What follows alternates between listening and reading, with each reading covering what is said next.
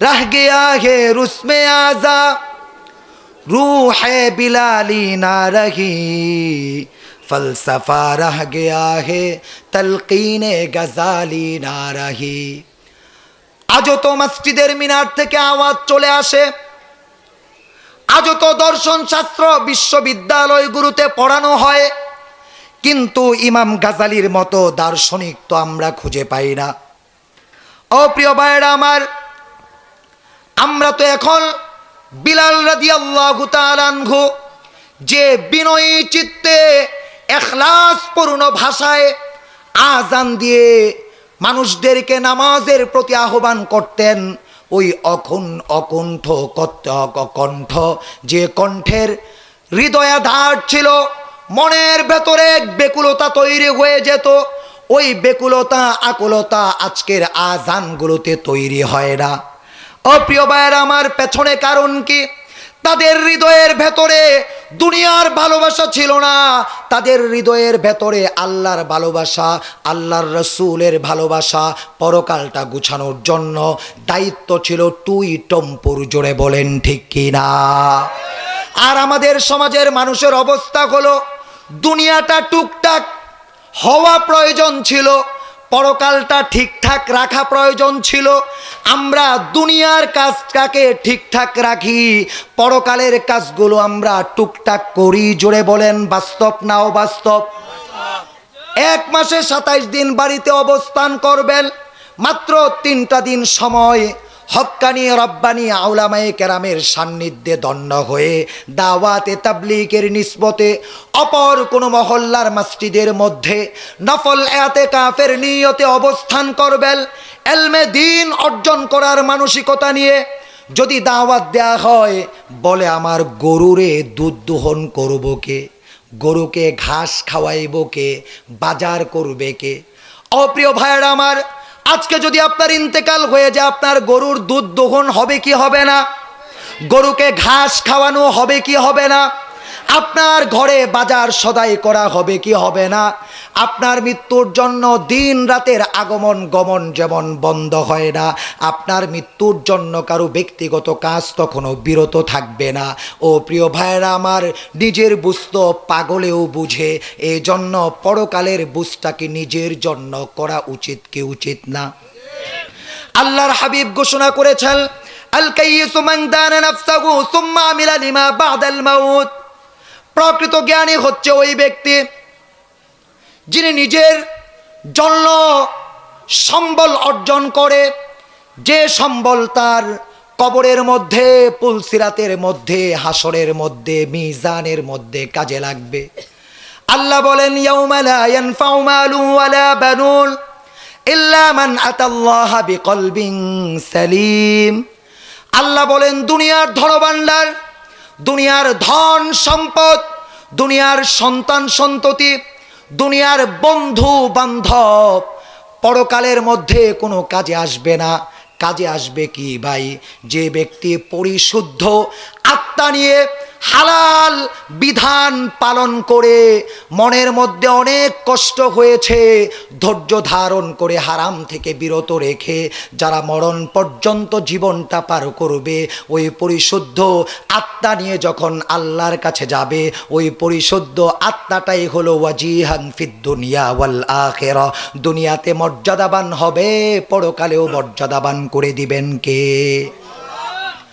আমরা পাবলিক আজকে যারা এসেছি, আজকের এই মাহফিল থেকে আমাদের কিছু ইলমে দ্বীন সংরক্ষণ করার মানসিকতা নিয়ে বসতে হবে এবং সংগ্রহ করে যেতে হবে। পারবো তো ইনশাল্লাহ? গতানুগতিক মাহফিল নয় যে কিছু শুনলাম তো ছেড়ে দিলাম, এমন যেন না হয়। ভাই তোমার মাইক অনেক ভালো, আলহামদুলিল্লাহ। ভাই দুইটার কান খুব কঠিন, ইকো বন্ধ করে দাও, শুধু মাইক দাও। আবার নজির আহমদ সবুজুর আসার সময় ইকো দিও, ইকো বন্ধ। আমার গলা এমনিতেই বসা, মাইকে যতটুক টানে আলহামদুলিল্লাহ, তুমি শুধু মাইক দাও, সমস্যা নেই। তোমার মাইক ভালো, আমার গলা ভাঙ্গা। হ্যাঁ, সবাই দাওয়াত দিয়েন, তার মাইক কি ভাই ভালো, আলহামদুলিল্লাহ। সম্মানিত ভাইরা, যে কথা বলতেছিলাম, আমাদের এখান থেকে ইলমে দ্বীন সংগ্রহ করতে হবে। কি সংগ্রহ করতে হবে? পারবো তো ইনশাল্লাহ। আজকের মাহফিলের সম্মানিত সভাপতি, প্রধান অতিথি, বিশেষ অতিথিবৃন্দ, আমন্ত্রিত বদরি সদস্যবৃন্দ, আমন্ত্রিত ব্যবসায়ী অতিথিবৃন্দ, সম্মানিত অতিথিবৃন্দ, আমন্ত্রিত ওলামায়ে কেরাম, ইতোমধ্যে আলোচনা রেখে ধন্য করেছেন মুফতি মুহাম্মদ আলী হাবিবি হাফিজাহুল্লাহ এবং আমাদের শ্রদ্ধেয় অগ্রজ মুফতি আলী হায়দার গাজীপুরি হাফিজাহুল্লাহ। আমি উপস্থিত আছি শাহ মুহাম্মদ নাঈম নূর। ইনশাআল্লাহ অল্প কিছুক্ষণের মধ্যেই শুধুমাত্র আপনারা যদি বসে পড়েন, বসার পরিবেশটুকু তৈরি হয়। আমাদের বাংলাদেশের আলেমদের অন্যতম রাহবার, ওনার ওয়াজের বয়স যতটুকু, আমার পরিপূর্ণ জন্ম থেকে আজকে ওয়াজে বসা পর্যন্ত এতটুকু বয়স হয় নাই। ওনার মাথা যেখানে আমার পা, ওনার পা যেখানে আমার মাথা, সেখানে পৌঁছাইতে আরও যোগ সময় লাগবে। এমন একজন ব্যক্তিত্ব আমাদের অজপাড়া এ গ্রামের মধ্যে এসেছেন, যাদের কর্ণকোহরে রব্বে কারীম মাইকে আওয়াজ পৌঁছে দিচ্ছেন। আপনাদের দুটি পায়ে ধরে অনুরোধ করব, দোকানপাটে না থেকে, ঘর বাড়িতে অবস্থান না করে আজকের এ সময়টুকু একজন বরেণ্য আলেমে দ্বীনের সম্মানার্থে আপনারা সকলে সামিয়ানার নিচে বসে পড়ুন। তিনি আসার পরে যদি আমরা বিশৃঙ্খলায় থাকি, কিছু মানুষ দোকানে, চায়ের স্টলে, বাড়িতে, গাড়িতে, আমাদের গাজীপুরবাসীর জন্য এটা অপমান, অপদস্থতার কারণ হবে। আমরা গাজীপুরবাসী অত্যন্ত ভদ্র, নম্র, সভ্য, আভিজাত্য পরিবারের মানুষ। আলহামদুলিল্লাহ, একজন বরেণ্য মেহমান আমাদের সামনে এসেছেন, অত্যন্ত গুরুত্বপূর্ণ ওয়াজ নসিহত করবেন।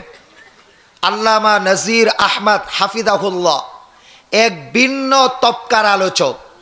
আলোচনা যখন আপনি শ্রবণ করবেন, একদিকে চোখের পানি ঝরবে, সময় সাপেক্ষে দুই ঠোঁট থেকে ফুলজুড়ি হাসি ঝরবে, সময় সাপেক্ষে আপনার হৃদয়ের ভেতরে তওবার মানসিকতা জাগ্রত হবে। আজকের সময়ে যত পণ্ডিত আছে, দার্শনিক, যাদেরকে আমরা যুক্তিবিদ্যা শাস্ত্রে পারদর্শী মনে করি, আলহামদুলিল্লাহ হজরতের আলোচনা যুক্তি নির্ভরতার যখন বাক্যমালাগুলো উচ্চারিত হবে, আপনি লক্ষ্য করবেন হজরতকে যদি আমাদের অ্যাডভোকেট হিসাবে কোনো বিচারালয়ে দায়িত্ব দেয়া হয়, আলহামদুলিল্লাহ এমন এমন যুক্তি দিবে, এক দুই বাক্যের যুক্তি দিয়া রাত কি রাত অ্যাডভোকেটরা পার করে দিবে, যুক্তি ভাঙার সুযোগ আর হবে না। এমন একজন ব্যক্তিত্ব যিনি নিয়মিত আলেমদেরকে হাদিসের দর্স দান করেন। যারা দাউড়ে হাদিস পড়ে, মাস্টার সমমান ক্লাসে পড়ে, এমন আলেমদেরকে দিনের বেলা দর্স দেন। রাতের বেলা যারা এই মাদ্রাসাগুলো, যাদের সাহায্য সহযোগিতায় পরিচালিত হয়, আপামর মুসলিম জনসাধারণের জন্য তারাও যেন কিছু তাদের ভাষায় কোরআন হাদিস অন্দর মহলে যা শিখানো হয়, এটা যেন ওপেন মহলে প্রকাশ করা যায়। সেই যৌবন থেকে এ পর্যন্ত হযরত বুজুর্গ উলামায়ে কেরামের দুয়ার বদৌলতে আল্লাহ রাব্বুল আলামিন তার জবানে হকের আওয়াজকে চালু রেখেছেন। আমরা দোয়া করি হজরতের জন্য, আল্লাহ রাব্বুল আলামিন হজরতকে সুস্থ দীর্ঘ হায়াত দারাজ করুন। জোরে পড়ুন আল্লাহুম্মা আমিন। হাজী আব্দুল কবির রহমাতুল্লাহি আলাইহি, যার তনয় এবং অর্ধাঙ্গিনীর দানকৃত জমিনে আজকের এ শিক্ষা প্রতিষ্ঠান, এ অজপাড়া গায়ে বনাঞ্চলে, যেখানে গাছপালা সন্নিবেশিত অঞ্চল, মানুষের বসবাস খুব বেশি একটা নয়, আজকে এ রজনীতে আপনারা বসে আছেন তাদের দানের বদান্যতায়, তাদের অকৃত্রিম ত্যাগ এবং তিতিক্ষার বদৌলতে এখানে একটি শিক্ষা প্রতিষ্ঠান দাঁড়িয়েছে। এ শিক্ষা প্রতিষ্ঠান ইসলামী আধুনিক শিক্ষার অপূর্ব সমন্বয়ে, যোগোপযোগী শিক্ষা ব্যবস্থাপনায়, এদেশের বিজ্ঞ উলামায়ে কেরাম ও শিক্ষাবিদের সার্বিক পরামর্শে ও তত্ত্বাবধায়নে, আপনাদের সার্বিক সহযোগিতা ও দোয়ার মাধ্যমে নুরানি মক্তব বিভাগ, নাজেরা বিভাগ, হিফজুল কোরআন বিভাগ, আলহামদুলিল্লাহ অত্যন্ত সুচারুরূপে চলে আসছে, জেনে অত্যন্ত আনন্দিত হবেন। আমাদের কওমি মাদ্রাসার নুরানি মক্তবের বাচ্চা, যেটা প্রাইমারি স্কুলে প্রথম শ্রেণী কিংবা দ্বিতীয় শ্রেণীতে পড়ে, আমাদের বাচ্চারা এক বছরে প্রথম শ্রেণী দ্বিতীয় শ্রেণীর বাংলা, অঙ্ক, ইংরেজি, ইতিহাস, বিজ্ঞান, ভূগোল যা কিছু পড়ানো হয় আলহামদুলিল্লাহ সব কিছু আয়ত্ত করার পরে আমাদের বাচ্চারা পরিপূর্ণরূপে বিশুদ্ধরূপে কোরআনুল কারীম রিডিং অনবরত পড়ে যেতে পারে। জোরে বলেন আলহামদুলিল্লাহ। তৃতীয় শ্রেণী চতুর্থ শ্রেণী যখন পড়ে দ্বিতীয় বর্ষে, তখন আমাদের বাচ্চারা আলহামদুলিল্লাহ প্র্যাকটিক্যাল জানাজার সলাতি ইমামতি, প্র্যাকটিক্যাল জুমার সলাতি ইমামতি, প্র্যাকটিক্যাল ঈদের সলাতি ইমামতি, প্র্যাকটিক্যাল সলাতুল ইস্তিসকার মধ্যে ইমামতি। আলহামদুলিল্লাহ ইসলামী শরিয়ায় আমাদের মুসলিম জীবনে চলার জন্য যতটুকু জ্ঞানের প্রয়োজন হয়, শুধু তালাক এবং ব্যবসার মাসআলা ছাড়া অন্যান্য সাময়িক যত তহারতের মাসআলা, আলহামদুলিল্লাহ পিতামাতার হকের মাসআলা সবগুলো বাচ্চারা তৃতীয় চতুর্থ শ্রেণীতে মুখস্থ করে ফেলে আলহামদুলিল্লাহ। আমাদের এই বাচ্চারা যখন তৃতীয় বর্ষে উন্নীত হয়, তখন পঞ্চম শ্রেণীতে যারা প্রাইমারি স্কুলে পরীক্ষা দিতে চায়, পিএসসি সার্টিফিকেট নিতে চায়, ইবতেদায়ী মাদ্রাসায় পরীক্ষা দিতে চায়, পিএসসি ইবতেদায়ী সার্টিফিকেট নিতে চায়, আলহামদুলিল্লাহ আমি বুকে হাত রেখে বলতে পারবো, আইকে চ্যালেঞ্জ, আপনাদের এই রাজাবাড়ির মধ্যে যতগুলো প্রাইমারি স্কুল আছে, যতগুলো আলিয়া মাদ্রাসা আছে, আমাদের এই মাদ্রাসার, আমাদের কওমি মাদ্রাসাগুলোর পঞ্চম শ্রেণীর একজন ছাত্র এবং আলিয়া মাদ্রাসা স্কুলের পঞ্চম শ্রেণীর একজন ছাত্র, দুইজনের মধ্যে যদি আপনি কম্পিটিশন দেন, প্রতিযোগিতা দেন, বাংলা শুদ্ধ পড়া, ইংরেজিতে শুদ্ধ রূপে কথা বলা, গণিতের মধ্যে পারদর্শিতা অর্জন করা, ইতিহাসের সংখ্যার মধ্যে পারদর্শিতা অর্জন করা, বিজ্ঞান ভূগোলে পারদর্শিতা অর্জন করা, ইনশাআল্লাহ আমি বুকে হাত রেখে বলতে পারবো শ্রেষ্ঠ প্রতিযোগী হিসেবে এই মাদ্রাসা এবং কওমি মাদ্রাসার ছাত্ররা প্রতিযোগী হিসাবে উত্তীর্ণ হবে আলহামদুলিল্লাহ। আপনাদের কাছে যে মেসেজটা আমি পৌঁছাইতে চাই, আমাদের পূর্বের সময়কার বুজুর্গরা তখন জেনারেল বিষয় পড়াতেন না, গুরুত্ব দিতেন না। আজকের সময় আলহামদুলিল্লাহ আমাদের বর্তমান সময়ের বড় যারা আছেন, বরেণ্য মুরব্বী, তারা বিবেচনা করে দশম শ্রেণী লেভেল পর্যন্ত, এসএসসি লেভেল পর্যন্ত কওমি মাদ্রাসায় প্রয়োজনীয় জেনারেল শিক্ষা দেয়া হয়। আপনারা আপনাদের সন্তানের উপযোগী শিক্ষার জন্য, নীতি নৈতিকতা সম্পন্ন শিক্ষা ও দীক্ষার জন্য কওমি মাদ্রাসাকে বেছে নিতে পারেন। আপনি লসে পড়বেন না, আপনি লাভে জিতবেন ইনশাআল্লাহ। যদি আপনার সন্তান প্রাইমারি স্কুলে পরীক্ষা দিয়ে এরপরে আপনার সন্তান কোনো ইংলিশ মিডিয়ামে ভর্তি হয়ে যায়, আলহামদুলিল্লাহ ইংলিশ মিডিয়ামে অত্যন্ত সফলতা সমৃদ্ধির সাথে উত্তীর্ণ হবে। কারণ কি জানেন, আমরা বাচ্চাদেরকে নিয়ে মেহনত করি। সে ভোর হওয়ার পূর্ব থেকে ভোর 4টা, 3:30 থেকে বাচ্চাদেরকে আমরা জাগ্রত করে দেই। এরপর থেকে মেহনত আরম্ভ হয় রাত 10টা শোয়ানো পূর্ব পর্যন্ত। হাফেজ মাওলানা মুফতি রহমতুল্লাহ ইব্রাহিম গাজীপুরি হাফিজাহুল্লাহ, আপনাদের এলাকার রত্নগর্বা সন্তান, হাজি আব্দুল কবির রহমাতুল্লাহ আলাইহি এর সুযোগ্য তনয়, আওলাদে রসুল সৈয়দ আসআদ মাদানী রহিমাহুল্লাহ সুযোগ্য খলিফা, জামিয়া আরজাবাদের সম্মানিত সিনিয়র মুফতি ও মুহাদ্দিস মুফতি আনোয়ার মাহমুদ হাফিজাহুল্লাহ সাহেবের দীর্ঘ সান্নিধ্য দন্য প্রিয় ছাত্র ও ভগ্নিপতি। একজন নিজের ছাত্রের কাছে নিজের বোনকে বিবাহ দেওয়া অযোগ্য হলে সম্ভব না যোগ্য হলে? কথা বলেন। যিনি সরাসরি পাঠদান করিয়েছেন তার বোনটাকে তার অর্ধাঙ্গিনী হিসেবে, জীবন সঙ্গী হিসেবে, লাইফ পার্টনার হিসেবে দিয়ে দেওয়া অযোগ্যতার পরিচয় নয়, যোগ্যতার পরিচয় বহন করে বিদায় আওলাদে রাসূলের খলিফার বোনকে অর্ধাঙ্গিনী হিসাবে আল্লাহ রব্বুল আলামিন নেয়ামত দিয়েছেন। আলহামদুলিল্লাহ, আপনারা ধন্য। কিন্তু আমাদের স্বভাব হলো বাড়ির ঠাকুরকে আমরা মূল্যায়ন করি না, আমরা বিদেশের কুকুরকে অনেক মূল্যায়ন করি। কথাটা বুঝতে যদিও কষ্ট হয়, শুনতে খারাপ লাগে, এটাই চূড়ান্ত বাস্তবতা। আমি মুফতি রহমতুল্লাহ ইব্রাহিম গাজীপুরি হাফিজাহুল্লাহর হাতের ঘোড়া, ওনার শিক্ষকতার যখন সোনালি বসন্ত, একদম শিক্ষকতার সূচনা, তখনকার সময়ের আমি ছাত্র। তখনকার সময়ের কওমি মাদ্রাসার দুর্বোধ্য কিতাব মুখতাসারুল মাআনি তালখিসুল মিফতাহ আমাদেরকে এমনভাবে তিনি পড়াইতেন যেন মনে হতো মাতৃভাষায় আমরা কোনো উপন্যাস পড়তেছি। ক্লাসের মধ্যে এমনভাবে পড়া গিলায়া দিতেন, খাবার খাওয়ায়া দিতেন, হজম করায়া দিতেন। ক্লাসের পড়া ক্লাসে বসে আমরা শোনাইতে পারতাম আলহামদুলিল্লাহ। এমন একজন রত্নগর্ভা সন্তান আপনাদের এলাকার মধ্যে আছে।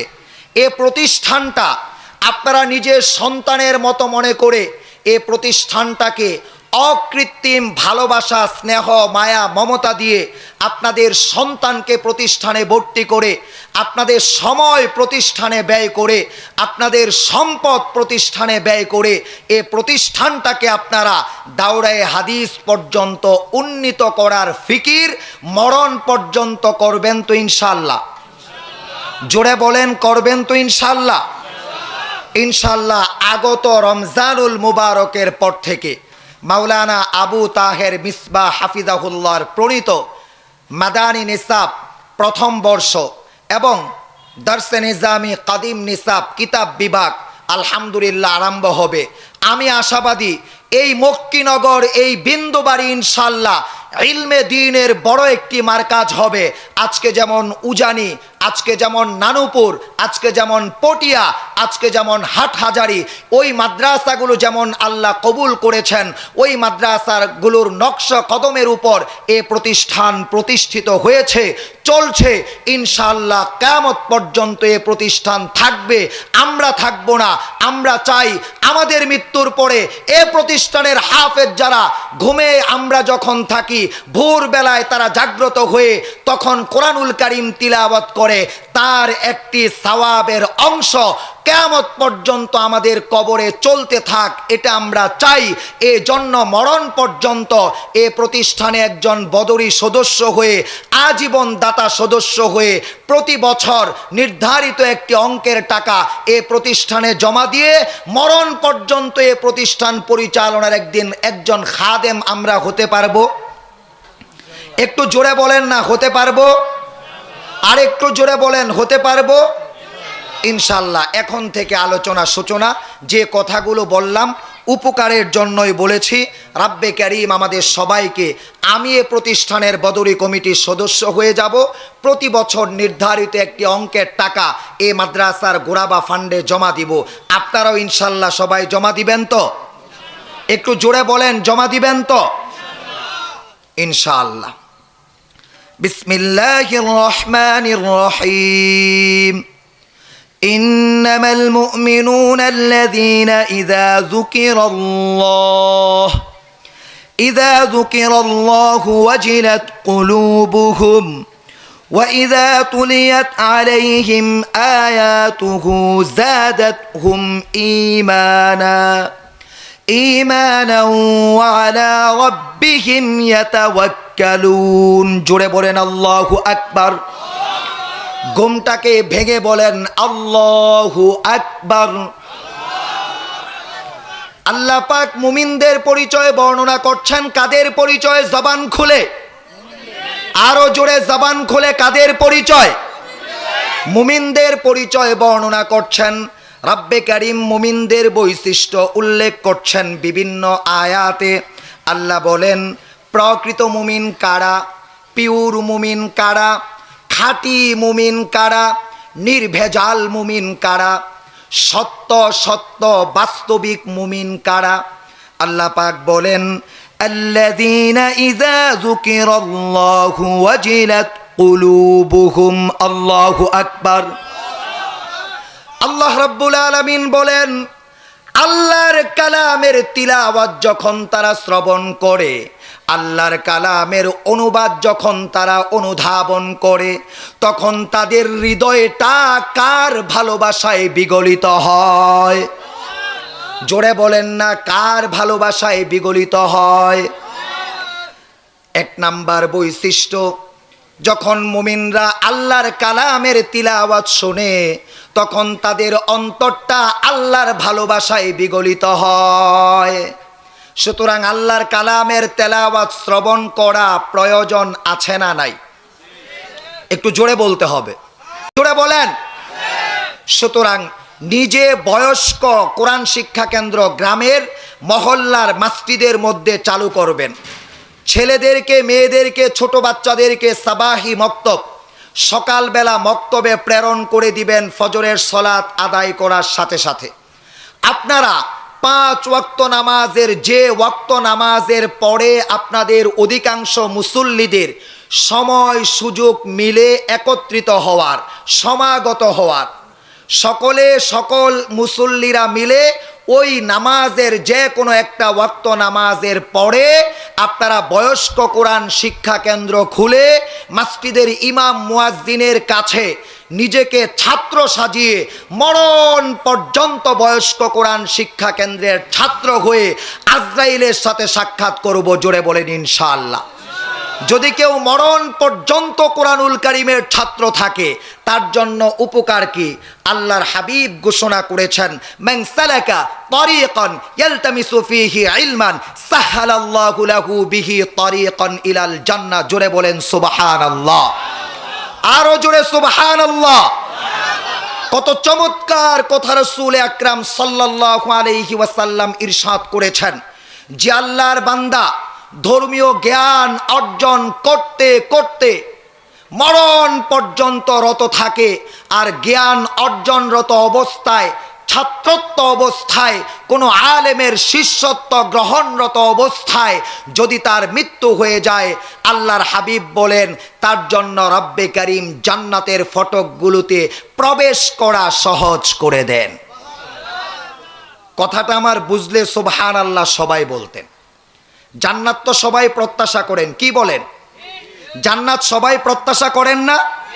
সবাই জান্নাত প্রত্যাশা করেন। এরপরেও আমরা বয়স্ক কোরআন শিক্ষা কেন্দ্রে যাইতে চাই না।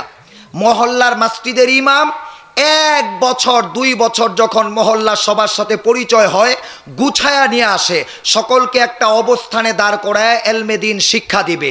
ওই অবস্থায় তার পেছনে আমরা লেগে যাই, না এই ইমাম ভালো না, আরেকজন ইমাম নিয়ে আসতে হবে।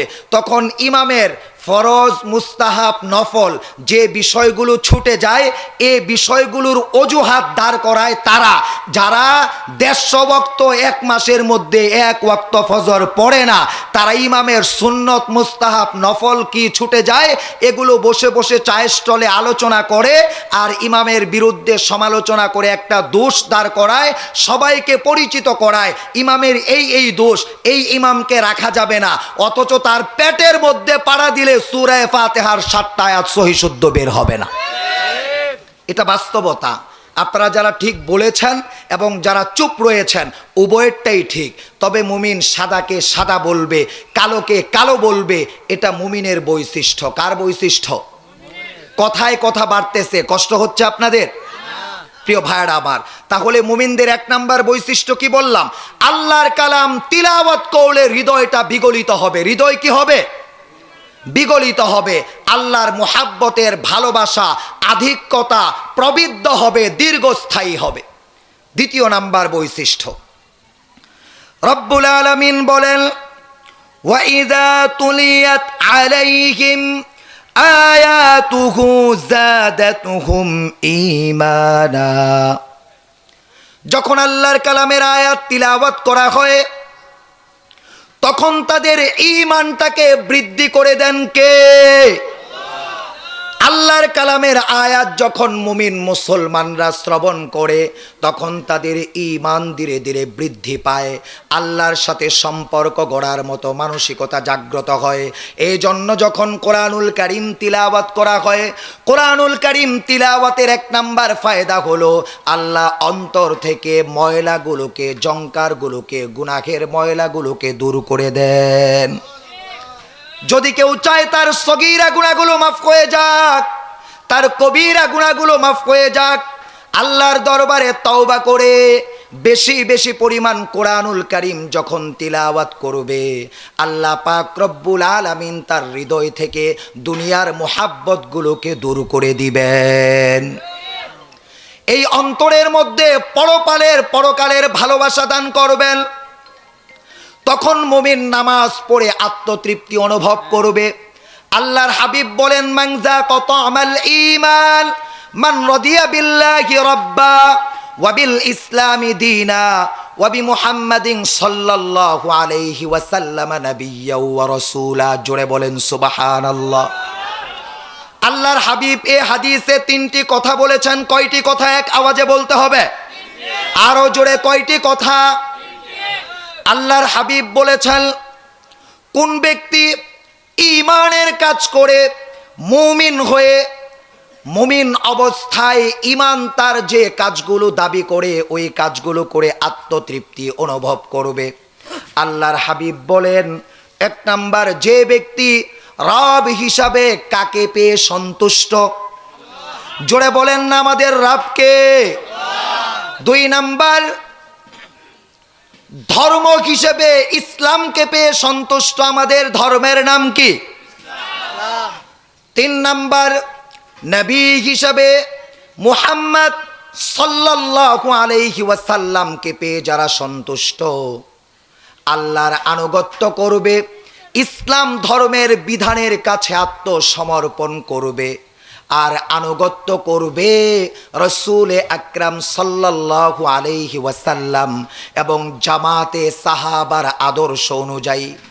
যখন কেউ আল্লাহর বিধান পালন করে, রাসূলের সুন্নাত তরিকা অনুযায়ী পালন করে, তখন তার প্রস্রাব করাটাও ইবাদত হিসাবে পরিগণিত করেন কে? বাজার করাটা ইবাদত হিসেবে পরিগণিত করেন কে? চাষাবাদ করাটাও ইবাদত হিসেবে পরিগণিত করেন কে? আমার জীবনের 24টা ঘন্টা সময়, দিন রাত, এগুলোকে ইবাদত বানাতে হবে। এক সেকেন্ড সময় ইবাদতের বাহিরে কাটানো যাবে না। আর প্রতিটি কাজ ইবাদত হওয়ার জন্য শর্ত হলো আল্লাহর হালাল বিধানগুলোকে গ্রহণ করা। মা আতাকুমুর রাসূলু ফাখুযুহু ওয়া মা নাহাকুম আনহু ফান্তাহু। আল্লাহর হাবিব সাল্লাল্লাহু আলাইহি ওয়াসাল্লামকে আল্লাহ যে বিধানগুলো বৈধ করে দিয়েছেন, হালাল করে দিয়েছেন, ওই বৈধ বিধানগুলো গ্রহণ করা, আর আল্লাহর হাবিবের মাধ্যমে যে বিধানগুলোকে হারাম করে দিয়েছেন, অবৈধ ঘোষণা করেছেন, ওই বিধানগুলোকে বর্জন করা। যত কাজ করব আল্লাহর বিধান অনুযায়ী করব, যত কাজ করব রাসূলের সুন্নাত তরিকা অনুযায়ী করব। আমার দুনিয়াবি কাজগুলোকেও আল্লাহ পাক ইবাদত হিসেবে পরিগণিত করে দিবেন। জোরে বলেন সুবহানাল্লাহ। ও প্রিয় ভাইয়েরা আমার, প্রকৃত মুমিনদের 2 নাম্বার বৈশিষ্ট্য কি বললাম? যখন আল্লাহর কালামের তিলাওয়াত শ্রবণ করে তখন তাদের ঈমান বৃদ্ধি হয়। ঈমান কি হয়? বৃদ্ধি হয়। প্রকৃত মুমিনদের 3 নাম্বার বৈশিষ্ট্য, ওয়ালা রাব্বিহিম ইয়াতাওয়াক্কালুন। যখন কোরআনুল কারীম তিলাওয়াত করে হৃদয় বিগলিত হয়, ঈমানটা বৃদ্ধি হয়, তখন তাদের ভরসা, আস্থা কখনোই দুনিয়ার কোনো মাখলুকের উপর থাকে না। তাদের আস্থা, ভরসা সব কিছু হয় আল্লাহ রাব্বুল আলামিনের প্রতি। কার প্রতি? জোরে বলেন না কার প্রতি? 4 নাম্বার বৈশিষ্ট্য, আল্লাযীনা ইউকিমুনাস সালাহ। জোরে বলেন আল্লাহু আকবার। আল্লাহ বলেন প্রকৃত মুমিনদের 4 নাম্বার বৈশিষ্ট্য, তারা নামাজ প্রতিষ্ঠা করবে, ওয়াক্ত মতো নামাজ আদায় করবে। নামাজের ফরজ এলেমগুলো অর্জন করা ফরজ, নামাজের যে বিধানগুলো ওয়াজিব এলেম অর্জন করা ওয়াজিব, নামাজের যে বিধানগুলো সুন্নত এলেম অর্জন করাও সুন্নত, নামাজের যে বিধানগুলো মুস্তাহাব এলেম অর্জন করাও মুস্তাহাব। সুতরাং সকলে সমস্বরে আওয়াজ করে বলবেন, এলমে দিন অর্জন করা আমাদের উপর ফরজ কি ফরজ না? আরো জোরে বলেন, ফরজ কি ফরজ না? অপ্রিয় ভাইয়েরা আমার, আপনি স্কুলে পড়েন, কলেজে পড়েন, বিশ্ববিদ্যালয়ে পড়েন, আপনি রাষ্ট্রের গুরুত্বপূর্ণ দায়িত্বশীল, আপনার উপর 5 ওয়াক্ত নামাজ পড়া ফরজ কি ফরজ না? আরো জোরে বলেন, ফরজ কি ফরজ না? মসজিদের সভাপতি, সাধারণ সম্পাদক, কোষাধ্যক্ষ, অন্যান্য সদস্য যারা আছে প্রত্যেকের উপর 5 ওয়াক্ত নামাজ পড়া ফরজ কি ফরজ না? ও প্রিয় ভাইয়েরা আমার, ইমাম সাহেব যদি ফজরের নামাজে দৈনিন্দ মিস করেন, জোহরের নামাজ মিস করেন, আসরের নামাজ মিস করেন, মাগরিবের নামাজ মিস করেন, এশার নামাজ ফেল মারেন, আপনারা কয়দিন ইমামতির মধ্যে রাখবেন? কথা বলেন না কেন? ইমাম সাহেবের যে আল্লাহ, সভাপতি, সেক্রেটারি, কমিটির সদস্যদের কোন আল্লাহ? যদি একই আল্লাহ হয়, ইমাম সাহেবের বউ যদি বেপরদায় চলে তাকে ইমামতিতে রাখবেন? ইমাম সাহেব যদি দাড়ি কাটে তাকে ইমামতিতে রাখবেন? ইমাম সাহেব যদি দাঁড়ায়া প্রস্রাব করে তাকে ইমামতিতে রাখবেন? আপনি মসজিদ কমিটির সদস্য, আপনি কেন দাড়ি কাটেন? আপনি মসজিদ কমিটির সদস্য, আপনার মেয়েগুলো, ছেলে মেয়েগুলোকে কেন পর্দা করান না? আপনি মসজিদ কমিটির সদস্য, আপনি কেন আল্লাহর বিধানগুলোকে পুঙ্খান্ন রূপে মানেন না? ও প্রিয় ভাইয়েরা আমার, আল্লাহ ছাড় দেন কিন্তু ছেড়ে দেন না, জোরে কোন ঠিক কিনা? কষ্ট পেয়েছেন আপনারা? এটা বাস্তবতা। অধিকাংশ মসজিদ কমিটির দায়িত্বশীল যারা ইমামদের ঘোর বিরোধিতা করে, আল্লাহর সাথে তাদের কোনো প্রকার সম্পর্ক নাই। এজন্যই আলেমদের অজস্র পরিমাণ ত্রুটি তারা দেখে, কোনো প্রকার প্রশংসা দেখে না, গুণ বৈশিষ্ট্যগুলো দেখে না, জোরে কোন ঠিক কিনা? মসজিদ কমিটির সদস্য হবে কারা? আল্লাহ রাব্বুল আলামিন কোরআনুল কারীমে বলে দিয়েছেন, যারা পরিপূর্ণরূপে ঈমানদার, যারা নিজ ব্যক্তি জীবনে, পরিবার জীবনে, সমাজ জীবনে, রাষ্ট্রীয় জীবনে ইসলামকে প্রতিষ্ঠা করতে চায়, নামাজ প্রতিষ্ঠা করতে চায়, মসজিদ কমিটির দায়িত্ব হলো ক্যাম্পেইন করবে, কমিটির সভাপতি থেকে নিয়ে অধস্তন সদস্য পর্যন্ত গোটা মহল্লাকে ভাগ করে নেবে। কতগুলো পরিবার আছে, প্রত্যেকটা পরিবারের কয়েকজন পরিবারের সদস্যকে কয়েকজনের ভাগে দিবে। তারা তাদের সুস্থতা অসুস্থতার খোঁজ খবর নিবে, তারা তাদের সন্তানাদির খোঁজ খবর নিবে, তারা মসজিদে নিয়মিত উপস্থিত হচ্ছে কিনা খোঁজ খবর নিবে, তারা সুন্নত তরিকা অনুযায়ী জীবন যাপন করছে কিনা খোঁজ খবর নিবে, তারা কোনো প্রকার বেদাতে জর্জরিত কিনা খোঁজ খবর নিবে, কোনো প্রকার ভণ্ড পীরের মুরিদ কিনা খোঁজ খবর নিবে, তাদের ঈমান তলে তলে নিচে নিচে ধ্বংস হচ্ছে কিনা খোঁজ খবর নিবে। মসজিদ কমিটির দায়িত্ব হলো সকল মুসল্লিদেরকে ইমামের মুরিদ বানানো, ইমামের ছাত্র বানানো, ইমামের শিষ্য বানানো, ইমামকে যেন প্রত্যেক মুসল্লিরা শ্রদ্ধা করে, ইমামকে যেন প্রত্যেক মুসল্লিরা সম্মান করে, ইমামকে যেন প্রত্যেক মুসল্লিরা শিক্ষক মানে। ইমাম যদি তাদের দিকে চোখ রাঙ্গায়া তাকায় তাহলে যেন তারা মনে মনে ব্যথিত হয়, আমাদের শিক্ষক আমাদের প্রতি অসন্তুষ্ট হয়েছেন, আমাদের ইমাম আমাদের প্রতি অসন্তুষ্ট হয়েছেন, আমরা তার পায়ে ধরে মাফ চাইব। মুসল্লিদেরকে এইভাবে শিষ্যত্ব বানানো মসজিদ কমিটির সদস্যদের দায়িত্ব, জোরে কোন ঠিক কিনা? আপনি একজন অভিভাবক হয়ে ইমামের বিরুদ্ধে প্রকাশ্য বিশুদ্ধার করেন, অথচ আপনি জানেনও না ইসলামের কোরআনুল কারীমের বিধানের 500 আয়াত আপনার মুখস্থ নাই, আপনার জানা নাই। ইমাম যে কথাগুলো বলল এই কথাগুলো হক না বাতিল এটাও আপনি জানেন না, আপনার গায়ে বিদ্ধ হয়েছে, আপনি ওই রোগের রোগী, তাৎক্ষণিক আপনি নিজের মধ্যে প্রবিদ্ধ করে নিলেন ইমাম সাহেব ভালো না, এটারে খেদায় আরেকটারে। এক ইমাম সাহেবের পরে আরেক যে ইমাম সাহেব আনছেন উনি কি ফেরেশতা? কথা কন্যাকে, উনি ফেরেশতা? আপনি যে ইমাম সাহেবরে পরিবর্তন করে আরেক ইমাম সাহেব নিয়ে আসছেন, পূর্বের ইমাম সাহেবের যে ত্রুটি পাইছেন পরের ইমাম সাহেবের এই ত্রুটি পাবেন না? কথা বলেন না কেন? পাবেন না? ইমাম পরিবর্তন যদি করতে হয় জিজ্ঞেস করবেন কেন ইমাম পরিবর্তন করবেন। আপনাদের এই সমাজের মধ্যে মসজিদে যারা মহল্লার মুসল্লি তাদের কবর মসজিদ মহল্লায় হয় কি হয় না? জোরে বলেন, কয়জন ইমামের কবর মসজিদ মহল্লায় হয়েছে? কেন হয় না? মসজিদ মহল্লার যিনি ইমাম থাকেন উনি আজীবন ইমামতি করতে পারেন না। যদি আজীবন ইমামতি করতেন তাহলে আপনাদের দ্বীনের এলেম মজবুত হতো, জোরে কোন ঠিক কিনা? এটাই চূড়ান্ত বাস্তবতা। আপনি নিজে ইমামতি করেন, দেখেন আপনার ভিতরে ওই ত্রুটিগুলো প্রকাশ পায় কি পায় না। ইমাম সাহেব ফেরেশতা না, ইমাম সাহেব মানুষ, ভুল ত্রুটি হওয়াটা স্বাভাবিক। আমাদের মুসল্লি হিসাবে আমাদের দায়িত্ব কি? তিনি তো আমাদের মহল্লার ইমাম, তিনি আমাদের মহল্লার নেতা, মহল্লার অভিভাবক। ধমক দিয়ে কখনো কথা বলবেন, কখনো নম্র ভাষায় কথা বলবেন, এটাই তো স্বাভাবিক। কি বলেন আপনারা? এটাই স্বাভাবিক। সুতরাং যেটা আমি বুঝাইতে চাচ্ছি, আপনার আমার ঈমানের দাবি হচ্ছে ইমাম সাহেবের ছাত্র হতে হবে। কি হতে হবে? কি হতে হবে? তাহলে আমার আপনার জন্য জান্নাতের পথ সুগম হবে। জোরে বলেন আল্লাহু আকবার, সুবহানাল্লাহি ওয়া বিহামদিহি। জোরে বলেন সুবহানাল্লাহি ওয়া বিহামদিহি, সুবহানাল্লাহিল আযীম। কষ্ট পাচ্ছেন আপনারা? কষ্ট পায়েন না, আমাদের দায়িত্ব তো এটা।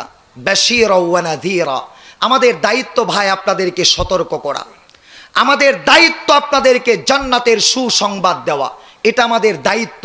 আপনাদের দায়িত্ব হচ্ছে কথাগুলো গ্রহণ করা, আমলে নেওয়া। জোরে কোন ঠিক কিনা? আরো জোরে বলেন ঠিক কিনা?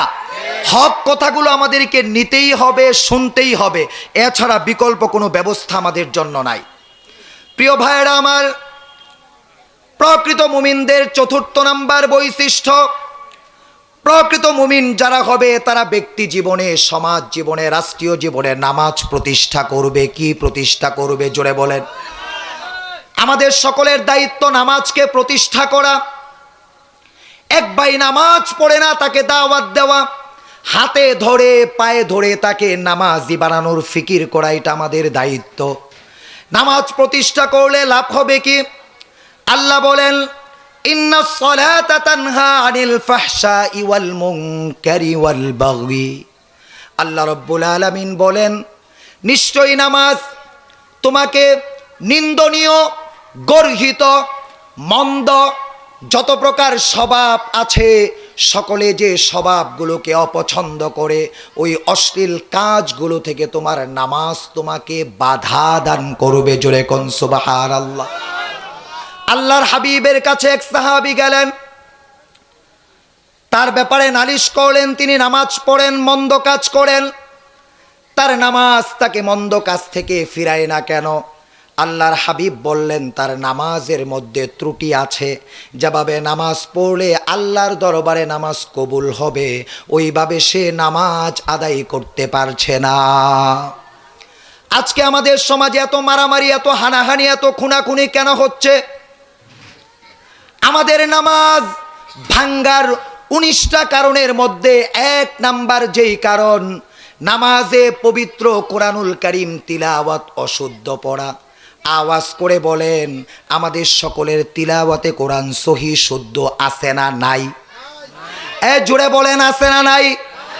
বয়স হয়ে গেল 60-70, বিয়ে করার সময় কাজী যখন আপনাকে বলে এত টাকা দেন মোহর ধার্য করে, আপনার হাতে মেয়েটাকে তুলে দিলাম, আপনি বলেন আলহামদুলিল্লাহ, কবুল।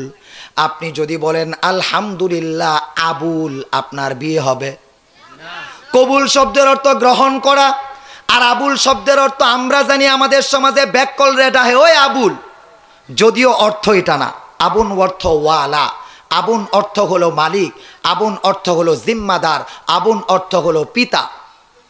তা আমাদের সমাজে আমরা আবুল কারে ডাকি? যে সমাজের মধ্যে অধস্তন, তাকে দায়িত্বের মধ্যে গণনা করা হয় না। বাস্তব না অবাস্তব? কবুল অর্থ গ্রহণ করা। আপনি পড়েন আলহামদুলিল্লাহি রাব্বিল আলামিন, আপনার নামাজ হবে? হবে আপনার নামাজ? আমি 3 মাস ধইরা ফজরের পরে মস্ক করাইতেছি, মা আগনা আনহু মালুহু ওয়া মা কাসাব। তো মুসল্লি উচ্চারণ করে মায়ে আগে না, আনহু মানফু কাসাব। আমি মুয়াজ্জিনকে জিজ্ঞেস করলাম, ভাই এমন হয় কে? কারে হুজুর, এটার পিছনে আমি লম্বা সময় মেহনত করছি। এটাই কয়, কারণ বুড়া হয়ে গেছে, এখন আর উচ্চারণ হয় না। হে প্রিয় ভাইরা আমার, আপনাদের পায়ে হাত ধরে বলি, বয়সের যে পর্যায়ে আছেন, কোরআনুল কারীম তিলাওয়াত বিশুদ্ধ করা ছাড়া কবরে বাঁচার কোনো উপায় নাই। জোরে কোন ঠিক কিনা? কারণ নামাজ মুক্ত আপনার জন্য জান্নাত হবে না। নামাজ প্রতিষ্ঠার আন্দোলনে শরিক না হলে, নামাজ প্রতিষ্ঠার মেহনতে আপনি সংযোজিত না হলে, অংশগ্রহণ না করলে আপনি প্রকৃত মুমিন নন। আপনার নামাজকে কবুল করাইতেই হবে। অবশ্যই আপনার নামাজ কবুল করানোর জন্য নামাজ ভাঙার 19টা কারণ থেকে আপনাকে মুক্ত হতে হবে। জোরে কোন ঠিক কিনা? তাহলে 1 নাম্বার কারণ কি? তিলাওয়াতে কোরআন সহি শুদ্ধ না থাকলে নামাজ ভেঙ্গে যাবে। আমাদের দায়িত্ব প্রত্যেক মসজিদের মধ্যে বয়স্ক মক্তব চালু করা। কি মক্তব? হ্যাঁ, জোরে বলেন, কি মক্তব? বয়স্ক মক্তব চালু করা। কথাগুলো বাস্তব না অবাস্তব? কথা বলেন, বাস্তব না অবাস্তব? বাস্তবতার কথা একটু তিক্ত হয়। আল হাক্কু মুররুন। বাস্তবতার কথা কি হয়? তিক্ত হয়। আপনারা গ্রহণ করবেন না, ফেলে দিবেন, এটা আপনাদের ব্যাপার। বলার দায়িত্বটা আমার। প্রিয় ভাইরা আমার, প্রকৃত মুমিনদের 5 নাম্বার 6 নাম্বার বৈশিষ্ট্য আল্লাহ রাব্বুল আলামিন বলেন, ওয়া মিম্মা রাযাকনাহুম ইউনফিকুন। আল্লাহ রাব্বুল আলামিন যে ধনভাণ্ডার দান করেছেন, যে অর্থ সম্পদ দান করেছেন, যে শিক্ষা দীক্ষা দান করেছেন, এগুলো আমার না আল্লাহর দেওয়া দান? জোরে বলেন, আমার না আল্লাহর দেওয়া দান। আমি কথা বলতেছি, আমি বলতে কোনো শব্দ নাই। আমার জবানটা যিনি চালান তিনি কে? আমার চোখ কোরআনুল কারীমের আয়াতগুলো যিনি দেখান তিনি কে? আমার দেমাগে কোরআনুল কারীম বুঝার সক্ষমতা যিনি দান করেছেন তিনি কে? আমাকে বাড়ি থেকে এখান পর্যন্ত কে এনেছেন? এখানে বসার তৌফিক কে দান করেছেন? ও প্রিয় ভাইয়েরা আমার, একই সময়ে অনেকগুলো সন্তান জন্মগ্রহণ করে। কেউ রাষ্ট্রপতি হয়, কেউ প্রধানমন্ত্রী হয়, কেউ প্রধান বিচারপতি হয়, কেউ মন্ত্রী হয়, কেউ সচিব হয়, কেউ অ্যাডভোকেট হয়, কেউ চেয়ারম্যান হয়, আবার কেউ রিক্সা চালক হয়, মেথর হয়। এটাই সমাজের চিরাচরিত বাস্তবতা। জোরে কোন ঠিক কিনা? এই যে একই সময়ে এতগুলো সন্তান জন্মগ্রহণ করলো, একজন হলো হাফেজ মাওলানা মুফতি রহমতুল্লাহ ইব্রাহিম গাজীপুরি হাফিজাহুল্লাহ, একজন হলো আল্লামা নজির আহমদ হাফিজাহুল্লাহ। ও প্রিয় ভাইয়েরা আমার, এই 2 জন ব্যক্তি যখন জন্মগ্রহণ করেছে, তাদের সাথে তাদের সমসাময়িক আরো সন্তান জন্মগ্রহণ করেছে কি করে নাই? ও প্রিয় ভাইয়েরা আমার, সবাই কি হাফেজ মাওলানা মুফতি হতে পেরেছে? জোরে বলেন, হতে পেরেছে? আমাদের দেশের সাবেক সুপরিচিত অর্থনীতিবিদ জহিরুল হক, কিশোরগঞ্জ ভৈরব তার বাড়ি, তিনি যখন জন্মগ্রহণ করেছেন তার সাথে আরো অনেক সন্তান ভূমিষ্ঠ হয়েছিল কিনা? প্রিয় ভাইরা আমার, সবাই কি ধনাঢ্য হতে পেরেছে? সুতরাং ধনাঢ্যতা, দারিদ্রতা এটা কার পক্ষ থেকে আসে? এজন্য রব্বুল আলামিন বলেন, প্রকৃত মুমিনদের 6 নাম্বার বৈশিষ্ট্য আল্লাহ পাক বলেন, আমি তাদেরকে যে ধন সম্পদ দান করেছি, ওই ধন সম্পদ থেকে যারা দরিদ্র মানুষ, মিসকিন মানুষ, এতিম মানুষ, অসহায় মানুষ, তাদেরকে তারা দান করবে নিজ দায়িত্বে। কি দায়িত্বে? জোরে বলেন, কি দায়িত্বে? নিজ দায়িত্বে তারা দান করবে। দানের ক্ষেত্রে তারা কোনো প্রকার কৃপণতা করবে না। আল্লাহ পাক বলেন, এই 6টি বৈশিষ্ট্য যদি আমাদের মধ্যে থাকে, আল্লাহ বলেন, উলাইকা হুমুল মুমিনুনা হাক্কা। এই 6 বৈশিষ্ট্যের অধিকারী মানুষ যারা হবে, তারা হবে প্রকৃত মুমিন। জোরে বলেন সুবহানাল্লাহ। তাদের জন্য পুরস্কার কি থাকবে? প্রতিদান কি থাকবে? আল্লাহ রাব্বুল আলামিন বলেন, লাহুম দারাজাতুল ইনদা রাব্বিহিম, তাদের প্রভুর কাছে তাদের পুরস্কার হবে, তাদের মর্যাদাকে বৃদ্ধি করে দিবেন কে? প্রিয় ভাইয়েরা আমার, এটা 1 নাম্বার পুরস্কার। মর্যাদা কি করবেন? আমরা সবাই সম্মান চাই কি চাই না? জোরে বলেন, সম্মান দেওয়ার মালিক কে? আরো জোরে বলেন, সম্মান দেওয়ার মালিক কে? যদি কেউ প্রকৃত পক্ষে রবের পক্ষ থেকে স্থায়ী সম্মানের আশা করে তার জন্য কর্তব্য হলো এই 6টা বৈশিষ্ট্যের অধিকারী হওয়া। জোরে কোন ঠিক কিনা? প্রিয় ভাইয়ের আমার, 1 নাম্বার পুরস্কার মর্যাদাকে বৃদ্ধি করে দিবেন। 2 নাম্বার পুরস্কার রবের পক্ষ থেকে ওয়া মাগফিরাহ, রবের পক্ষ থেকে ক্ষমা মার্জনার ঘোষণা। কার পক্ষ থেকে? আমরা সবাই চাই কি চাই না আমাদের গুনাহগুলো মাফ হোক? এই জোরে বলেন না, চাই কি চাই না? আমরা নামাজের পরে দোয়া করি, রব্বানা আতিনা ফিদ দুনিয়া হাসানাহ। ওগো রব, ওগো আমাদের রব, আপনি আমাদেরকে দুনিয়ায় কল্যাণ দান করুন, সফলতা দান করুন, সমৃদ্ধি দান করুন, মঙ্গল দান করুন। বলি কি বলি না? ওয়া ফিল আখিরাতি হাসানাহ, ওগো রব, আপনি আমাকে পরকালেও কল্যাণ দান করুন, মঙ্গল দান করুন, সফলতা দান করুন। পরকালের সম্মান কি, সফলতা কি? ফামান যুহজিহা আনিন নারি ওয়া উদখিলাল জান্নাতা ফাকাদ ফাজ ওয়া মাল হায়াতুদ দুনিয়া ইল্লা মাতাউল গুরুর। আল্লাহ রাব্বুল আলামিন বলেন, পরকালের সফলতা হলো আল্লাহর যে গোলাম, আল্লাহর যে বান্দা, আল্লাহর যে বান্দি জাহান্নামের আগুন থেকে মুক্তি পেল। কোথায় থেকে মুক্তি পেল? এই সবাই বলেন, কোথায় থেকে? জাহান্নাম থেকে মুক্তি পেল। ওয়া উদখিলাল জান্নাতা, এবং জান্নাতে প্রবেশ করতে পারলো। আল্লাহ রাব্বুল আলামিন বলেন, ওই আল্লাহর গোলামগুলো সফলতা অর্জন করলো যখন ডান হাতে আমলনামা আসবে, জান্নাতে গিয়ে ডাক দিয়ে বলবে, ভাই ভাই আসো। আমার ছেলেটা যখন এসএসসি পরীক্ষায় সমগ্র বাংলাদেশের মধ্যে লেটার মার্ক পেয়ে পাস করে, A+ পায়, GPA 5 পায়, যখন মেধা তালিকায় সিরিয়ালের মধ্যে আসে, মসজিদে মিষ্টি খাওয়াই, স্কুল কলেজে বিশ্ববিদ্যালয়ের ক্যাম্পাসগুলোতে মিষ্টি খাওয়াই, আত্মীয় স্বজনকে ফোন দিয়ে বলি আমার সন্তান সফলতা অর্জন করেছে। যখন জান্নাতীরা জান্নাতে পৌঁছে যাবে, তখন ডাক দিয়ে বলবে, দেখো আমার আমলনামা ডান হাতের মধ্যে চলে এসেছে।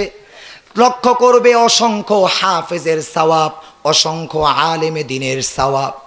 প্রশ্ন করবে, আমি তো জীবনে হাফেজ হই নাই, আমি তো আলেমে দ্বীন হই নাই। উত্তর আসবে, যেখানে হাফেজ তৈরি হতো, যেখানে আলেম তৈরি হইতো, সেখানে আপনার সম্পৃক্ততা ছিল। ওইখান থেকে কিয়ামত পর্যন্ত যত হাফেজ তৈরি হয়েছে, যত আলেমে দ্বীন তৈরি হয়েছে, তার একটা সওয়াবের অংশ আপনার আমলনামায় পৌঁছে দিয়েছেন। আরো জোরে বলেন সুবহানাল্লাহ। এটা সাধারণ কোনো কথা? শাইখুল হাদিস আল্লামা আজিজুল হক রাহমাতুল্লাহি আলাইহি, যিনি বাংলাদেশের সর্বপ্রথম সিহা সিত্তা সহ বুখারী শরীফের প্রথম বঙ্গানুবাদক, তিনি তার জীবনের একটি উদ্ধৃতি খুব সুন্দর করে উপস্থাপন করেছিলেন। তিনি যে মসজিদের মধ্যে মক্তব পড়েছিলেন, ওই মসজিদটা নদী ভাঙ্গনের কারণে বিলীন হয়ে গেছে। আর যে মাদ্রাসার মধ্যে কিছুকাল অধ্যয়ন করেছেন, ওই মাদ্রাসাটাও নদী ভাঙ্গনের কারণে কি হয়ে গেছে? বিলীন হয়ে গেছে। মসজিদ আবাদ থাকে কতক্ষণ? নামাজ মসজিদে আদায় হয় যতক্ষণ। এটাই তো বাস্তবতা। যখন মসজিদ নাই, ওইখানে নামাজ আছে? কথা বলেন। শাইখুল হাদিস আল্লামা আজিজুল হক রহমাতুল্লাহি আলাইহি বলেন, ওই মসজিদও বিলীন হয়ে গেল নদী ভাঙ্গনের কারণে, ওই মাদ্রাসাও বিলীন হয়ে গেল নদী ভাঙ্গনের কারণে। ওই মাদ্রাসায় যারা জমিন দান করেছেন অথবা প্রতিষ্ঠা করেছেন, সন্তান দিয়েছেন লেখাপড়া করার জন্য, সম্পদ দিয়েছেন মাদ্রাসা পরিচালনার জন্য, সময় দিয়েছেন মাদ্রাসা সুষ্ঠু পরিচালনার জন্য, তাদের মেহনতটা কাজে লেগেছে। আমি আজিজুল হক জীবনে যত উস্তাদের কাছে পড়েছি, যত ছাত্রের কাছে, আমার কাছে যত ছাত্ররা লেখাপড়া করেছে, কিয়ামত পর্যন্ত এই লেখাপড়ার ধারাবাহিকতা জারি থাকবে কি থাকবে না? জোরে বলেন, থাকবে কি থাকবে না? তাহলে মাদ্রাসার অস্তিত্ব নদীর সাথে বিলীন হয়ে গেল, কিন্তু মাদ্রাসায় যারা সম্পদ দিলেন, সময় দিলেন, জমিন দান করলেন, তাদের মেহনতের সওয়াব কিয়ামত পর্যন্ত চলতে থাকবে কি থাকবে না? এজন্য আমরা প্রতিটা পাড়া মহল্লায় মাদ্রাসা প্রতিষ্ঠা করার ফিকির করব। আজকের এই কওমি মাদ্রাসা আছে বলে আকাশ জমিন এখনো টিকে আছে। এটা আপনাদের কাছে অত্যুক্তি মনে হতে পারে, বাস্তবতা এটা।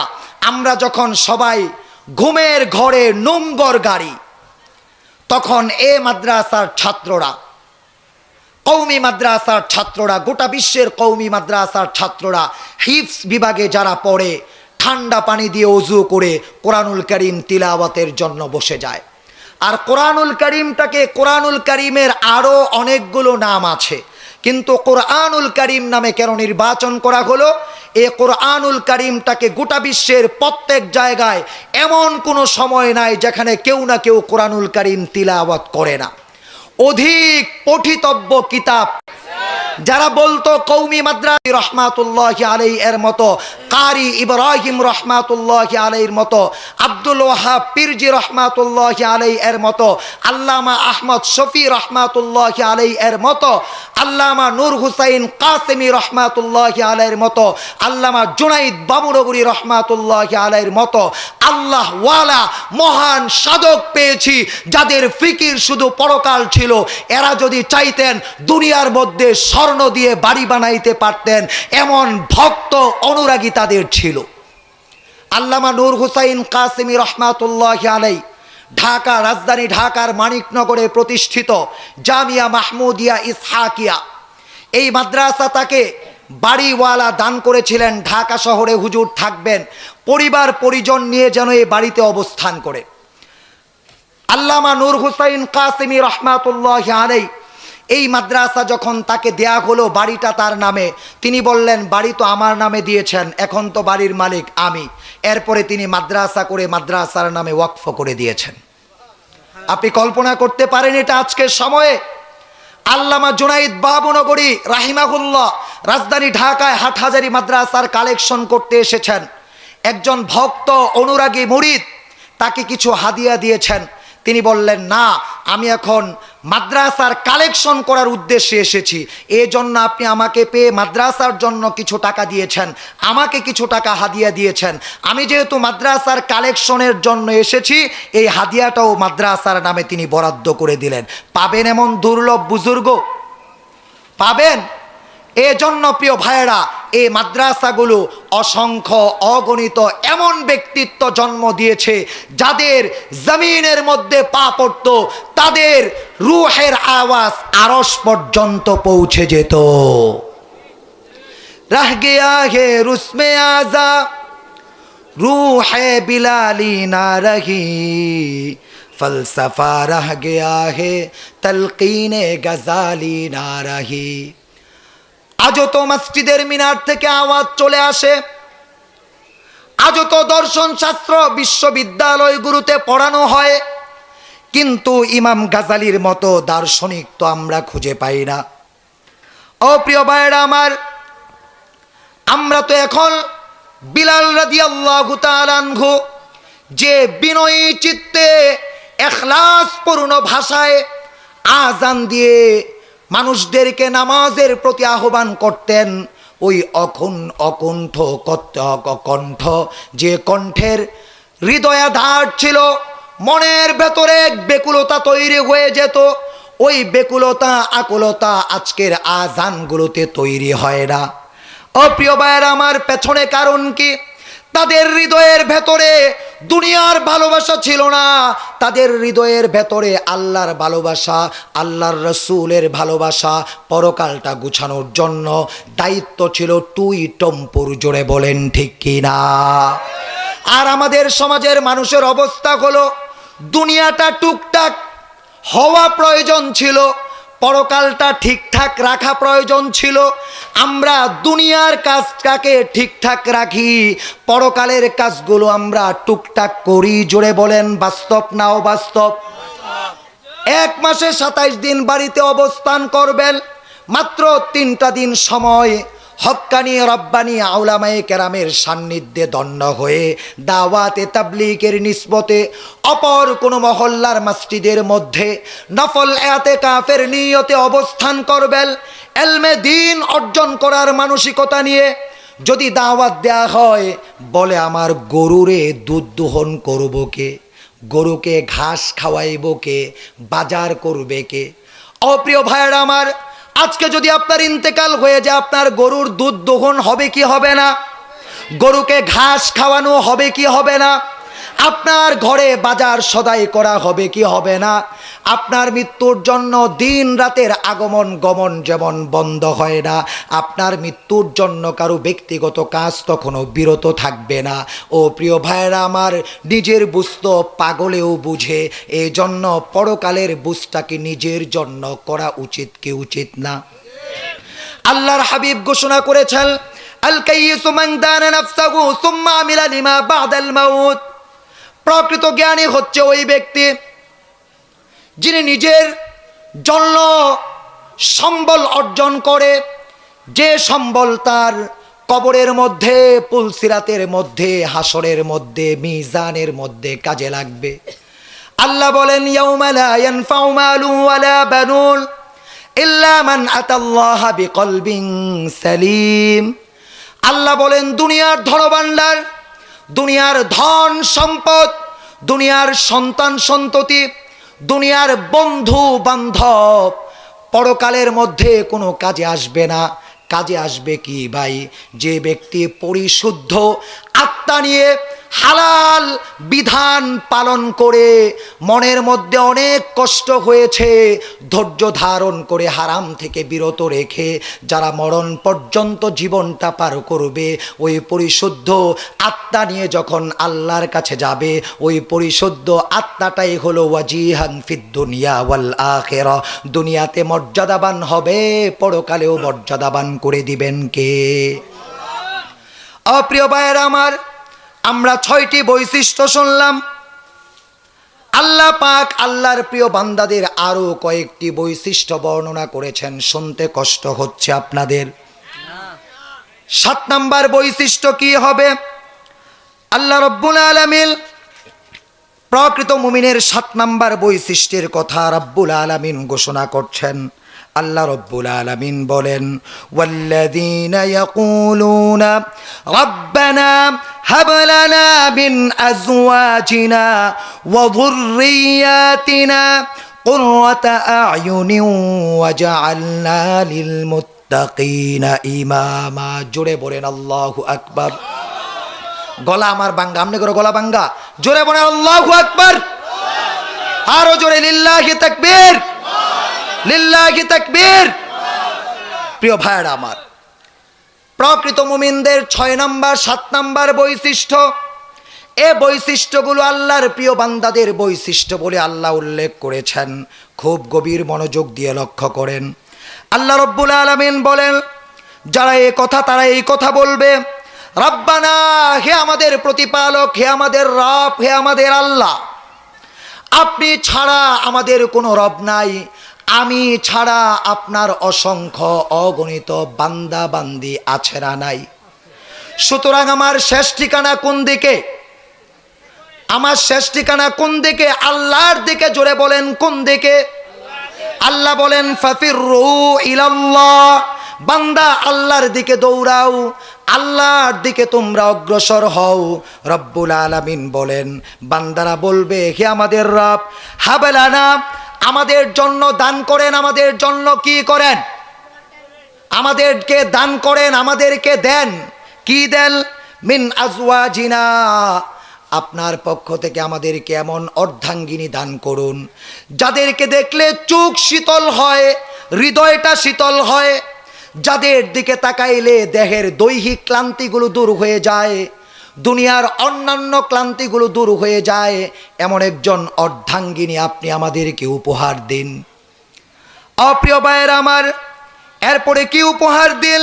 ওয়া যুররিয়াতিনা, আমাদের উভয়ের একীভূত হওয়ার মধ্য দিয়ে ভালোবাসার বন্ধন অটুট হওয়ার মধ্য দিয়ে, হৃদ্রতার বন্ধন অবিচলতার মধ্য দিয়ে এমন বংশ বিস্তার আমাদের মাধ্যমে করান, এমন সন্তান সন্ততি আমাদের বংশের মধ্যে দান করুন।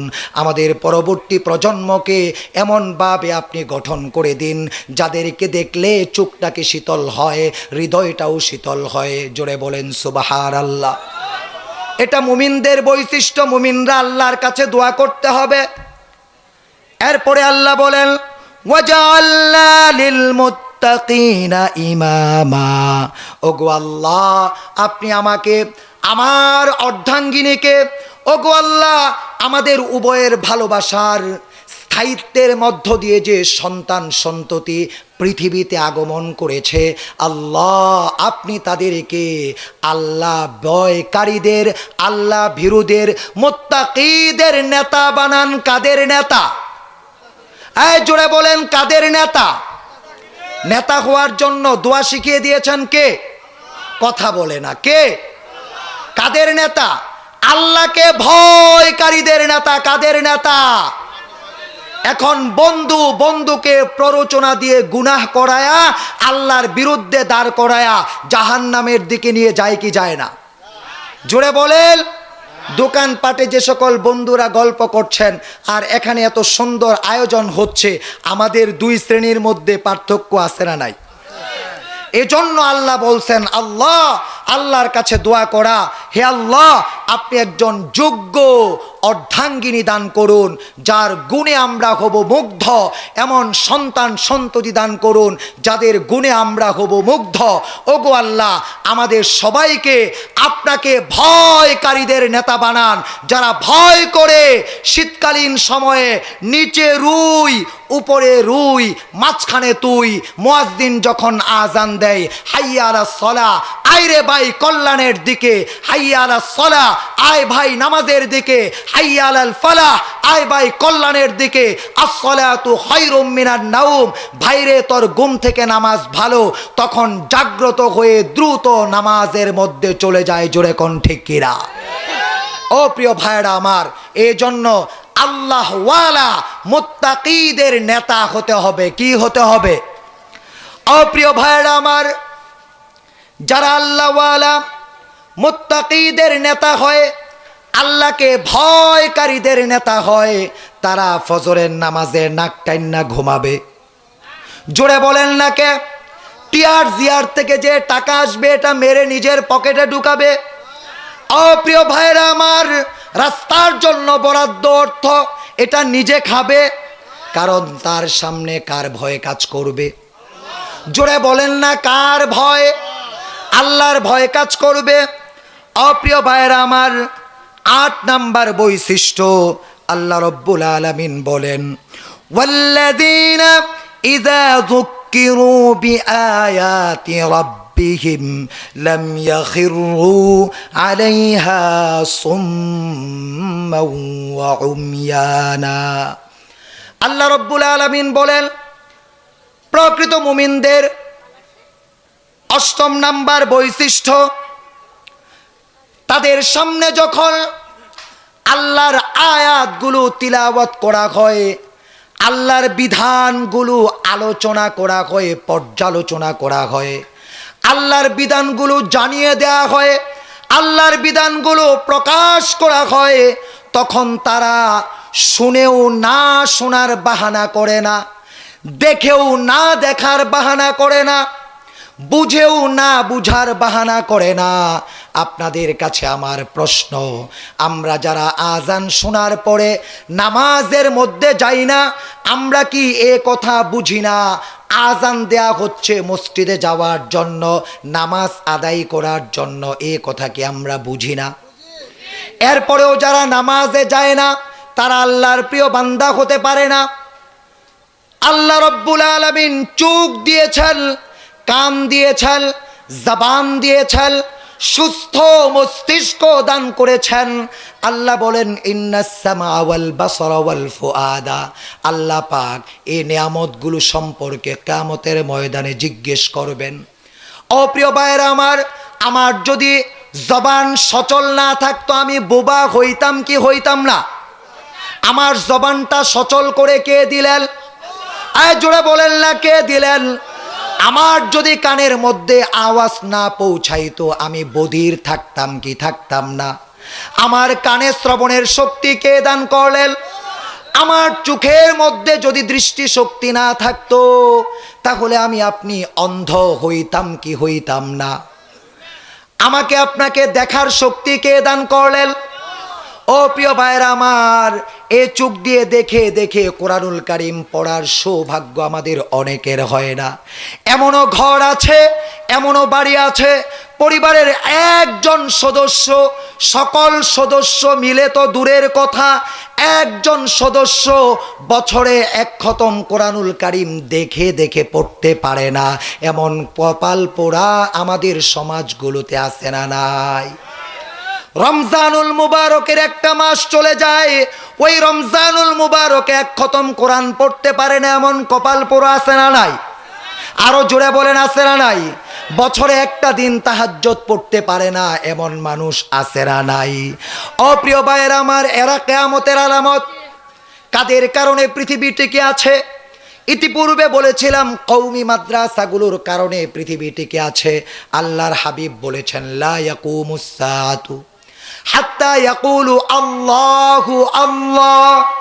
ততদিন পর্যন্ত কিয়ামত হবে না যতদিন পর্যন্ত আকাশের নিচে জমিনের উপরে একজন আল্লাহর গোলাম থাকবেন, যিনি আল্লাহকে আল্লাহ বলে স্মরণ করেন, আল্লাহর বিধানগুলো মেনে চলেন, রসুলের সুন্নাতগুলো মেনে চলেন। আল্লাহর কালাম তিলাওয়াত হলে হৃদয়টা বিগলিত হয়, চোখগুলো অস্ত্রসিক্ত হয়, ঈমানগুলো বৃদ্ধি পায়। নামাজ প্রতিষ্ঠা করে আল্লাহ যে ধনভাণ্ডার দান করেছেন তা দান করে আল্লাহর কাছে বলে আল্লাহ অর্ধাঙ্গিনী দাও, চোখ শীতল হয়, হৃদয় শীতল হয়। আল্লাহর কাছে বলে আল্লাহ এমন সন্তান সন্ততি দাও যা দেখলে চোখ জোড়ায়, হৃদয় জোড়ায়, সন্তান যেন অবাধ্য না হয়। ওগো আল্লাহ, আমাদের সবাইকে গুনাহকারীদের নেতা বানায়ও না, কবিরা গুনাহ করে সগীরা গুনাহ করে এমন মানুষের নেতা বানায়ও না। আল্লাহ তোমাকে ভয়কারীদের নেতা বানাও। এরপরে আল্লাহর বিধানগুলো যখন সামনে আসে বুঝালা মানুষ, জোরে বলেন ঠিক কিনা? আমরা ফেসিবাদ জিকির করি, জালেম জিকির করি। নতুন ভাবে কোনো ফেসিবাদ যদি জন্ম নেয়, কোনো জালেম যদি জন্ম নেয়, পূর্বের ফেসিবাদ আর জালেমের যে অবস্থা হয়েছে, নতুন ফেসিবাদ আর জালেমদের একই অবস্থা হবে, তার চাইতে ভয়াবহ অবস্থা হবে। জোরে বলেন ঠিক কিনা? আল্লাহর রাসূল বলেছেন ইত্তাকু লিদাওয়াতাল মাজলুম, তোমরা মাজলুমের আর্তনাদকে ভয় করো, মাজলুমের আহ্বানকে ভয় করো। কারণ মাজলুম যখন শুধু বলে আহ, দুনিয়ার কারো কাছে সে সারা শব্দ পায় না, মাজলুম যখন আহ শব্দ বলে ওঠে, আল্লাহর আরশে গিয়ে মাজলুমের আওয়াজ ধাক্কা লাগে। লিল্লাহি তাকবীর, লিল্লাহি তাকবীর, লিল্লাহি তাকবীর। আল্লামা নজির আহমদ সাহেবের আগমন, আল্লাহর ওলির আগমন, প্রধান আকর্ষণের আগমন, প্রধান আলোচকের আগমন, শুভেচ্ছা স্বাগতম। আল্লামা নজির আহমদ হাফিজাহুল্লাহ সাহেবের আগমন, শুভেচ্ছা স্বাগতম। আল্লাহ পাক হযরতকে সুস্থ দীর্ঘ নেক হায়াত দারাজ করুন, জোরে বলুন আমিন। হে প্রিয় ভাইরা আমার, আমি যে কথা বলতেছিলাম, হুজুরকে বসায় রাইখা কথা বলা বেয়াদবি। আলোচনার শুরুতে বলছিলাম হুজুরের পা যেখানে, আমার মাথা সেখানে উঠতে কয়েক যোগ লাগবে। আল্লাহ রাব্বুল আলামিন আমাদের মাঝে মহান বুজুর্গকে উপস্থিত করে দিয়েছেন, যিনি বড়ুররা মাদ্রাসায় ওয়াজ করার মধ্য দিয়ে, বড়ুররা মাদ্রাসার তৎকালীন মুহতামিম হুজুরকে ওয়াজে বসায় রাইখা দোয়া করতেছেন নজির আহমদ হাফিজাহুল্লাহ সাহেব যেন চমৎকার আলোচনা করতে পারেন। লম্বা সময় তিনি আলোচনা রেখেছেন। আলোচনার পরে জিজ্ঞেস করেছেন, এত লম্বা চৌড়া আলোচনা তখন উত্তর দিচ্ছেন, আমি তাকে আলোচনায় বসায়া জায়নামাজের মুসাল্লায় দোয়া করতে করতে ছিলাম, তার জবান দ্বারা যেন আল্লাহ দামি দামি কথা বের করে দেন, হৃদয়গ্রাহী কথা বের করে দেন, অস্ত্রসিক্ত হয়, তওবার মানসিকতা জাগ্রত হয়, পরকালের ধ্যান খেল চিন্তা চেতনা জাগ্রত হয়, এমন কথা যেন বের করে দেন। ও প্রিয় ভাইরা আমার, দাঁড়ায় রইছেন কে? এখন ভিতরে চাপ দেন, বৈশা পড়েন মিয়া, এটা ভিন্ন জিনিস। আলেম ওলামারা আল্লামা নজির আহমদ হাফিজাহুল্লাহ সাহেবের কদর বুঝে আপনাদের এই অঞ্চলে মাদ্রাসার কারণে ওনার এখানে আগমন, ওনার একটা ডেট পাইতে কি পরিমাণ কষ্ট হয় এটা মুফতি রহমতুল্লাহ ইব্রাহিম গাজীপুরি হাফিজাহুল্লাহ সাহেবকে জিজ্ঞেস করেন। আপনারা যারা দোকানপাটে আছেন, আল্লাহর ওয়াস্তে আপনাদের পায়ে ধরে বলছি ভাই, আপনারা নিয়ামতের কদর করেন। আপনারা বলতে পারবেন আমরা আল্লামা নজির আহমদ হাফিজাহুল্লাহ সাহেবের 1 থেকে 1.5 ঘন্টার ওয়াজের শ্রোতা ছিলাম, অল্প সময় শিষ্যত্ব গ্রহণের সুযোগ হয়েছে, সান্নিধ্যে ধন্য হওয়ার সুযোগ হয়েছে। আপনারা সকলে চলে আসুন। প্রিয় ভাইয়েরা আমার, যে কথাগুলো বললাম আল্লাহ পাক কথাগুলো হৃদয় থেকে, ভুল কথাগুলো হৃদয় থেকে মুছে দিয়ে সঠিক কথাগুলো দীর্ঘদিন সংরক্ষণে রেখে বলনেওয়ালা, শুননেওয়ালা, আয়োজক, দর্শক, শ্রোতা, ব্যবসায়ী যাদের কান পর্যন্ত আওয়াজ পৌঁছেছে সকলকে আমল করার তৌফিক দান করুন। আমি আপনাদের সকলের সুস্থ দীর্ঘ নেক হায়াত কামনা করে, মৃত্যুতে ঈমান কামনা করে, জান্নাতে একত্রে থাকার তৌফিক চেয়ে আলোচনা থেকে বিদায় নিচ্ছি। ওয়ামা আলাইনা ইল্লাল বালাগ। ওয়াসসালামু আলাইকুম ওয়া রাহমাতুল্লাহি ওয়া বারাকাতুহু।